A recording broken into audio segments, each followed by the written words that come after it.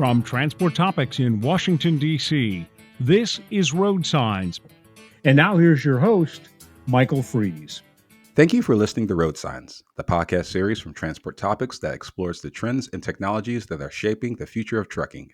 As part of our special report on workforce development in the trucking industry, we'll spend these next episodes speaking with industry professionals about the people, issues, and trends that define its workforce. In this episode, we ask, what are those in the trucking industry doing to encourage women to pursue a career in trucking and logistics? And what are they doing to help bring more women into the fold, not only as drivers, but in leadership roles? We'll set out to answer those questions in this episode. Today, we're speaking with two women in the know about these issues. Ellen Voyer, President and CEO of Women in Trucking, and also the host of the Women in Trucking show on Sirius XM's Road Dog channel. And Deborah Babin-Katz, past chair of the Women in Trucking Foundation and vice president of Truck Brush Corporation. Ladies, welcome to the program. Thank you for having us. So, Ellen, before I get into things, I just kind of want to talk about the organization that you're the head of. You know, one of the things that struck out to me is around 10% of the industry is filled with women employees who are working in the trucking industry. In your role in Women in Trucking, what are the things that you're doing to combat that in an effort to make those percentages higher? Well, first of all, let me just reiterate our mission, if you give me a second, to remind our listeners that our mission is to encourage the employment of women in the industry, address obstacles that might keep women from entering the industry, and then to celebrate success. So by encouraging employment, that means we have to overcome an image problem. Because when you talk to women outside of the industry and say, have you ever thought about a job in supply chain or transportation? They typically look at you and say, no, they hadn't. So that's our biggest obstacle, is to address the image. And so one of the things we do is we tell stories. We have a member of the month. We have our influential woman in trucking. We have a distinguished woman in logistics, female driver of the year. We tell their stories so that other people can see these women in their careers in transportation and think about it and say, you know what, maybe I could do that. But we also need to reach into earlier ages. And so we've done that through, we created a Girl Scout transportation patch. We found out the Boy Scouts had one and the Girl Scouts didn't. So we worked with the greater Chicago, Northern Indiana region of Girl Scouts and created the curriculum and a patch. And over 1,000 girls have already earned that patch in transportation. And along with that, we have an activity book called Scouting for Cookies that explains how the grain from the field goes to the bakery on a truck, from the bakery to packaging on a truck, and so on. And the final mile is the Girl Scout. But the biggest thing is we want young girls and women to think about how they might fit into this industry. And more importantly, how the truck on the road relates to them personally. And so like with the activity book, we want children to look at the trucks and say, Mom, Dad, that could be my cookies in there, or that could be milk that I'll be drinking with my cookies, or whatever. So we need to first make sure that everyone has a personal connection to the trucking industry. And so that's one of our primary goals. That's interesting that you just made the point about visualization. I mean, I think that's one of the main things when you want to be in a certain industry, not only just trucking, just any industry, just kind of visualizing that you're in that position. I think that's a great thing that you're doing. But once you're in the industry, you know, of course, there are going to be many obstacles that you're going to face. What are some of the challenges that women have beyond the obvious? Or what are some of those challenges that women are facing in the industry? Well, for the driver population, a lot of it has to do with the fact that, quote unquote, we've always done it that way. So equipment was always designed for the, large male uniforms, facilities, things like that. So what we do is we point out, hey, the truck cab design could be more ergonomically effective to accommodate all body sizes and shapes. Also, truck stops are really being more sensitive to making sure that they have amenities for women and that women are accommodated in regard to showers and safety and security. And shippers having facilities for female drivers as well as the male drivers. But let me move from the driver population, which does have some physical obstacles that I just mentioned, but let's go into the boardroom. In the past, it was typically, very male dominated. And I always like to say that every large trucking company out there started with one man and one truck. And so our goal is to see large trucking companies out there started by a woman in a truck. But in the process, we're seeing more women taking over the companies from their dads, whether they're trucking or logistics companies. So that is very satisfying to watch. But women are more risk averse, whether they're drivers or in the boardroom. So if women are avoiding risks at a higher percentage than males, what does that mean? That means that if the decision to maybe acquire a new facility or to buy another company, or certain decisions that are made in the boardroom, women will look at the options and say, hey, are there any other options that I need to consider, and will take longer to come to that conclusion, where men typically will remove options that they don't consider viable and then reduce them to only one or two, and then choose the best option in a very short time.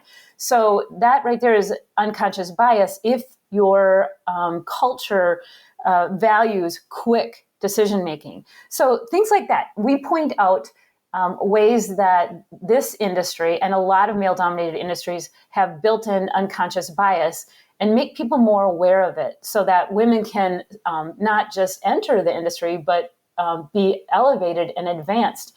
And I have to tell you, the 15 publicly traded trucking companies, half of them have no women in leadership roles, and about a third of them have no women in their boardroom. So we do have a long ways to go. And I think by pointing out these discrepancies, will make people sit up and take notice. The industry has come a long way in the last 5 years when it comes to diversity. You had mentioned just public companies, not having a sufficient amount of women in their executive boards. What are some of the inroads that maybe you can give examples of where women are taking charge and women are holding a sufficient place in the boardroom? Well, not in the trucking industry, not yet. Okay. Yeah. In regard to management, I'm seeing more and more women as dispatchers. In fact, some companies have more than half their dispatchers are women, and that is a huge advancement. I'm seeing more women as safety directors. Again, who would you want as your safety director? Someone who's more risk averse, right? And I am seeing more women in leadership roles. And we love to recognize them and tell their stories. And a lot of them are members of the month or distinguished women in logistics or influential women in trucking, so that we can share their stories. But we still have a ways to go. And we know that, we recognize that, but we just have to figure out how to get more women in these higher levels. It's definitely a message that you're carrying for the long haul. I mean, that's the biggest gist of, I wouldn't say movement. That would be a disservice to say that, but it's something that the advancement of women. I mean, that's something that's a long haul, and the job's not finished yet. Literally long haul. That's a good term. One of the things that we do to help women succeed in their careers is our annual conference. And unfortunately, we had to move it to a virtual conference this year. Mm-hmm. But the number one reason women come to our conference. Now, picture this. Last year, we had 1,100, and it was only our 5th conference. 85% of our attendees are women. Mm-hmm. And this is a trucking event. But the number one reason women come to our conference is networking. They want to talk to other women in their position. So whether they're an engineer and designing, truck cabs for a manufacturer, or maybe they're a diversity and inclusion expert, or maybe they're, operations at a facility. They get together, they get to talk about it, they learn from each other, and that's where we're lifting, the all water levels raise all boats, right? So if we share best practices and encourage each other, we will make this industry a better place. And the one thing and Deb can comment on this as well, the one thing that you'll find different at our conference is the energy level and the attitude. Women come to our conference and walk away and say, wow, that was very enlightening, educational, uplifting, and I feel so much better about where I am in this industry. And you don't get that when you go to a lot of other conferences that are lamenting government regulations and the economy and all the negative things that are exerting pressure on the trucking industry. But at ours, it's just got a different energy level in the room that we are going to make a difference in this world, and we're starting here at Women in Trucking Association. So the virtual conference is sort of is a symposium rather than your traditional conference, or is it just a mixture of both? Well, it'll be very interesting. We will actually have exhibitors at our virtual conference, which is November 12th and 13th. We will have speakers, we'll have breakout rooms, we even will have lunch and learn sessions. And so we're Okay. learning that you can do a lot of things virtually and let people connect with each other. So we're going to take this on as a challenge this year and say, you know what, we're going to try to fulfill all your expectations in a virtual manner. And we'll see. We're keeping our fingers crossed.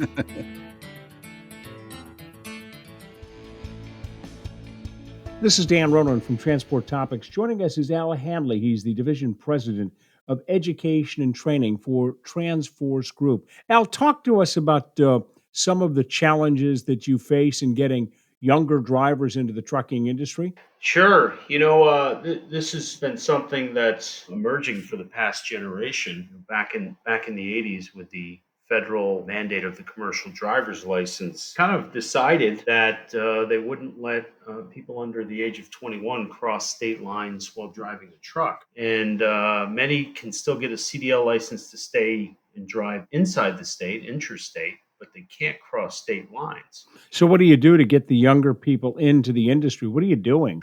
Well, it starts with the new drivers. The fact that Transforce is an option for employment upon graduation if they choose, and you emphasize a free agent model to our students so that they have the choices that are right for them. With Transforce, obviously, you've got a single employer and you can work for various shippers that are clients of Transforce. So you can have a real diversity of the kind of work that you do, when you want to do it, how you want to do it. And I think that's got to be important for the drivers out there. What are some of the ways that your company, Transforce, can use its competitive advantage to finding more younger drivers and bringing them into the industry? You put the driver first, you take care of the driver, you get them the right placements, you get them on the right operations, they're going to be happier. Happier employees, a more productive employee. We've been talking with Al Handley. He's a division president for education and training at Transforce Group. Thanks for joining us.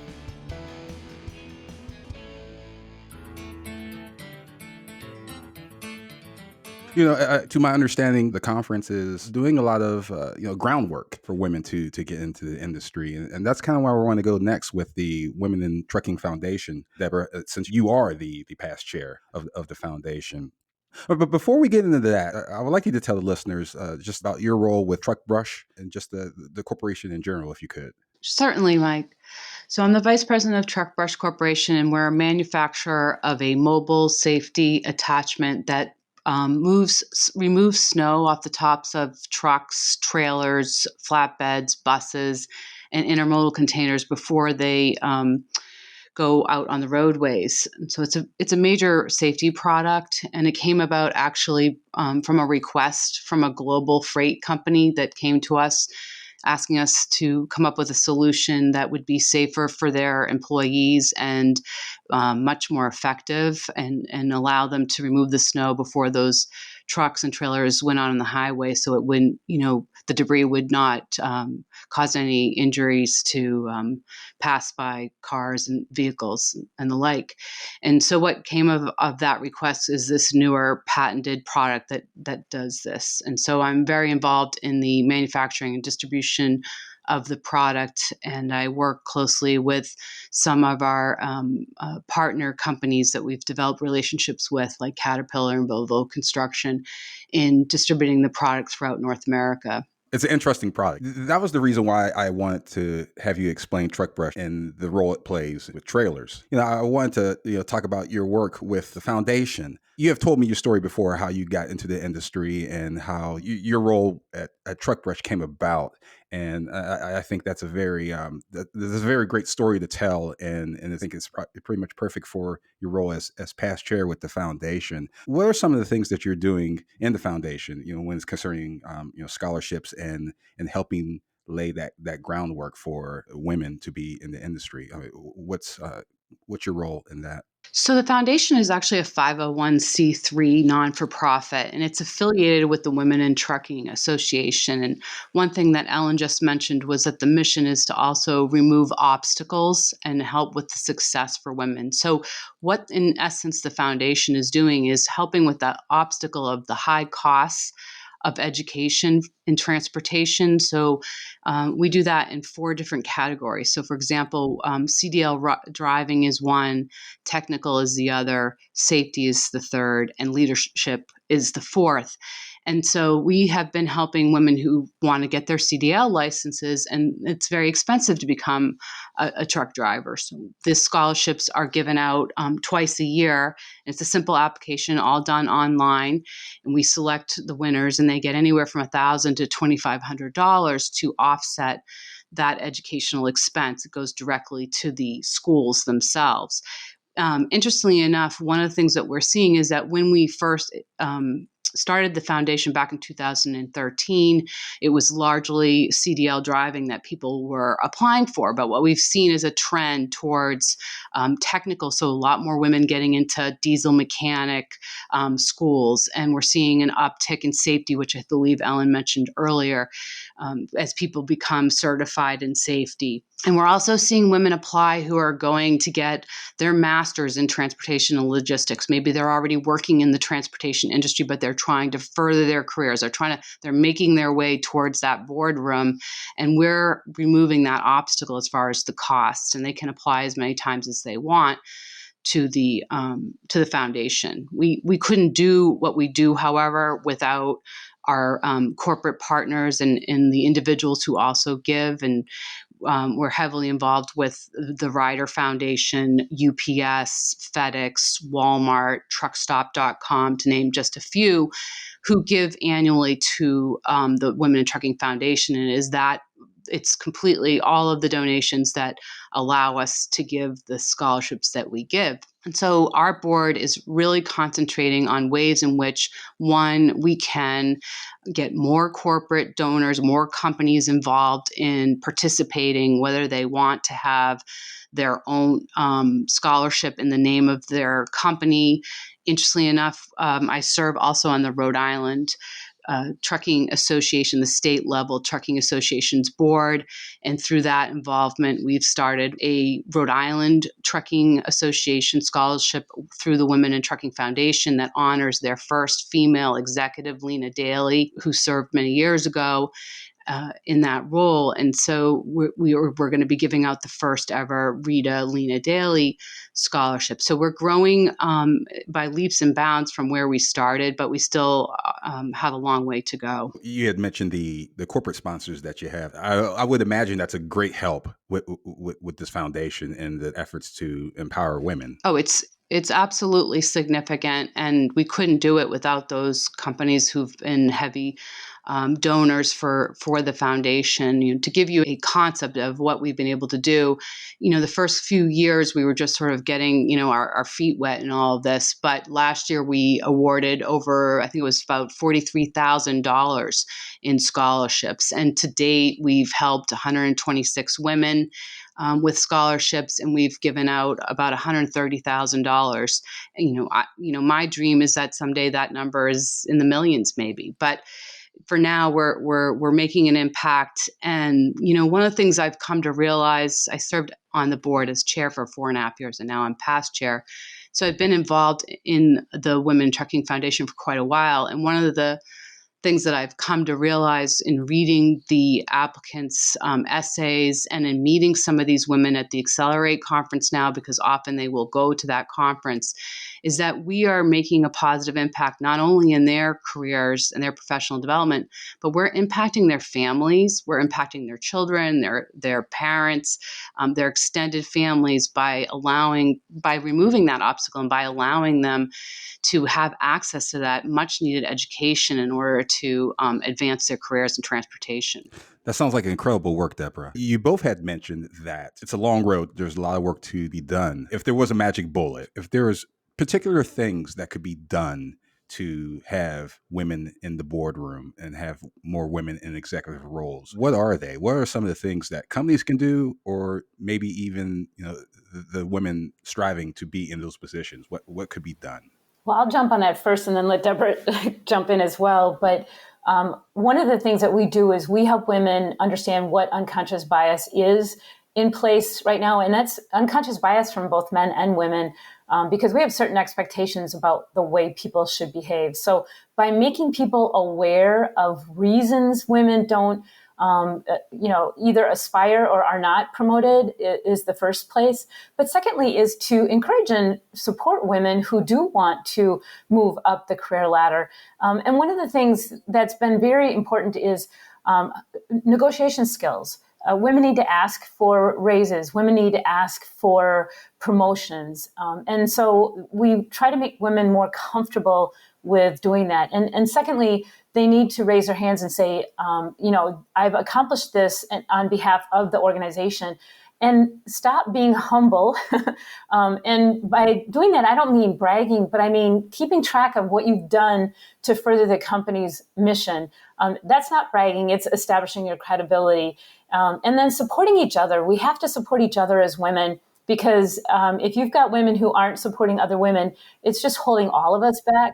So those three things are the top things that I would say. But the other thing that I would also like to see is more women in leadership roles who are more visible, because then other women will aspire to those positions as well, knowing that it's a place that they can be in, whether it's in the boardroom or in the leadership position or even owning a trucking company. Whatever their goals are, we need to have more women sharing their stories and telling how they got there as well. And Mike, I love your answer, Ellen. I would add to that more of a personal aspect, or more of what you were asking in the way of what can women do. I thought about that question a little bit, and what I have experienced is that it's really important to also, as women, go outside the company and develop relationships by joining organizations like the Women in Trucking Association or ATA or your local trucking association, and getting involved in those organizations. And for me personally, that's what I did. And now I serve on several boards. I serve on the executive board for the Massachusetts Trucking Association. I mentioned that I serve on Rhode Island, and I've been actively involved in the Women Trucking Foundation. But those are opportunities to actually serve already on a board outside of your company, and to highlight your skills and to hone your skills and develop really important relationships with both men and women. These are people that are in top management, very intelligent individuals that you have an opportunity to work. Sure, it's a boatload of work and you have to do it on your free time, so to speak. But those experiences can only add to your professional and personal development. And I think that is important to be able to show your company, what you can achieve even outside the walls of your company. And for me, it's also about giving back, of course. But I do believe that there's many opportunities that women can seek that are even outside the walls of their own office. We've been speaking with Ellen Voyer, founder, president, and CEO of Women in Trucking, and also the host of the Women in Trucking show on Sirius XM Road Dog Channel, and Deborah Babin-Katz, past chair of the Women in Trucking Foundation and vice president of Truck Brush. Ladies, it's been a pleasure speaking with you, and we've learned a lot from this conversation. Thank you very much for being on. Thank you, Mike. Thank you for having us.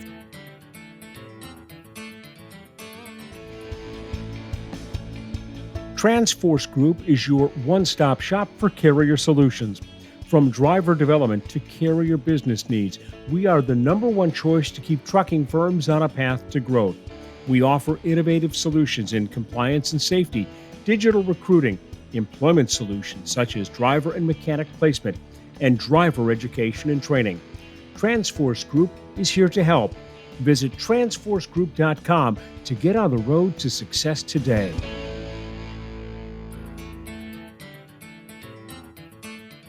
Before we close, let's take a moment to revisit our original questions. What are those in the trucking industry doing to encourage women to pursue a career in trucking and logistics?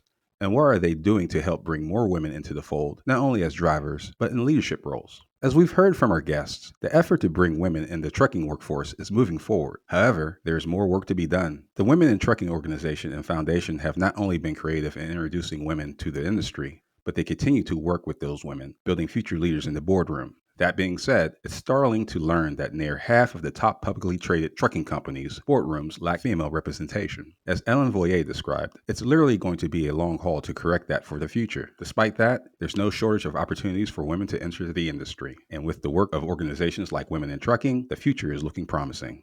If you enjoyed this episode of RoadSigns, please let others know. Rate and review us on Apple Podcasts, Spotify, and wherever you listen to podcasts. If my questions have sparked questions of your own, share them with the RoadSigns team or reach me on Twitter at Michael V. Fries. You can also email us at share@ttnews.com. We'll read them and respond daily. And of course, we'll be back in 2 weeks with more of our special report on workforce development. Until then, I'm Michael Fries. Thank you for listening.